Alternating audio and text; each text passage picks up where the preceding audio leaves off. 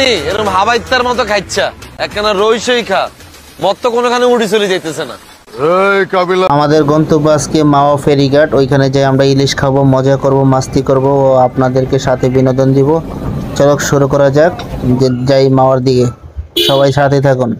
জায়গা আস্তে আস্তে সন্ধ্যা হয়ে গেল, বিভিন্ন হোটেল দেখতে পাচ্ছি, এক এক হোটেলের সেই রকম সৌন্দর্য, মনোরম পরিবেশ। ফাইনালি আমরা মাওয়া ঘাটে আইসা পৌঁছাইলাম। এখন আমরা আস্তে আস্তে আমরা ঘাটের দিকে যাব। এইখানে দেখি অনেক রকমের মেলা হচ্ছে, হরেক রকমের মেলা, সৌন্দর্য ভরপুর, মানুষ আর মানুষ। হ্যাঁ দেখা ভালো লাগলো, কিন্তু কোনো মায়া মুয়া নাই, এটা আফসোস। যাই হোক সামনের দিকে আজ্ঞা জাগা, এই পোলাপাই আটতাছে, দেখো এই বেটা এদিকে চা দেখ, ভিডিও করতেছে করা করে এক একজনে, সেরকম ভালো লাগতেছে। কিছুক্ষণ পরে আমরা একটু জিরাই মিরাই পরে খাইতে বমো। আপনারা আমাদের সাথেই থাকুন, দেখেন আমরা কি খাই আজকে।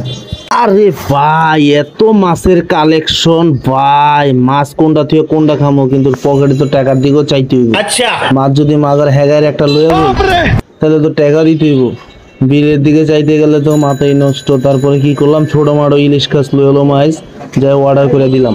কিন্তু আমাদের অর্ডার করা শেষ, এখন ওরা হচ্ছে ইলিশ মাছটাকে ভাজবে, ধুইবে, রান্না করবে, প্রায় 45 মিনিট সময় লাগবে। সেই ফাঁকে আমরা সবাই মিলে বসলাম, বৈশা দিকে ও বাইরে তো নানান সিন, ওইখান থেকে পদ্মা সেতু দেখা যাচ্ছে, তারপরে এক একজন এক এক রকম আছে, সেরকম লাগতেছে। এখন আমরা ওয়েট করতেছি খাবারের জন্য।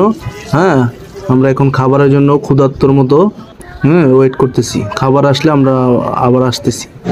প্রায় 50 মিনিট অপেক্ষার পর আমাদের কপালে খাবার জুটলো। এখন খাবার নিতেছে এক এক করে, আমরা খাবো। হ্যাঁ সবাই মজা করে সেরকম খাওয়া দাওয়া হবে। এখন সবাই ফোন রাখো, আমরা এখন খাওয়া দাওয়া সারবো। ইরে ফকিন্নি এরকম হাবাইত্তার মতো খাইচ্ছা একখানা রইসই খা মত তো কোনোখানে উড়ি চলে যাইতেছে না। এই কাবিলা, সব কিছু কম কম খাইতে কইছস, কিছু কই নাই। এটা কম খাইতে পারুম না, বইরা খাইতে হইব। এই শিমল খা, বইরা খা, খালি বেয়াদবি করিস না। ঠিক আছে ভাইয়া, আপনার লগে আর আজকে কোনো বেয়াদবি করতেন না, কিন্তু ভাইয়া আজকে যদি আপনার লগে কেউ বেয়াদবি করে হেতে দিও। একজনে ভালোবাসতে যাই আবার আরেকজনের লগে বেয়াদবি করিও না, কই দিছি, তাহলে কিন্তু আমি তোর করে দিই। ভাইয়া আপনি আর চিনেন না, আজ রাতে মাতাল তাহলে ঠিক খুব চিনছে আপনারা, আপনার বই বই খান। এটা খাওয়া দাওয়া শেষ তো সোনার বাংলাদেশ, এখন আমাদের পেট শান্তি তো সব শান্তি, এটা তো সবাই জানেন। এখন খাওয়া দাওয়া শেষ, আমাদের গন্তব্য ঢাকা। এখন যেমনি হোক ঢাকা যাইতে হবে, বাস পাই আর যাই পাক।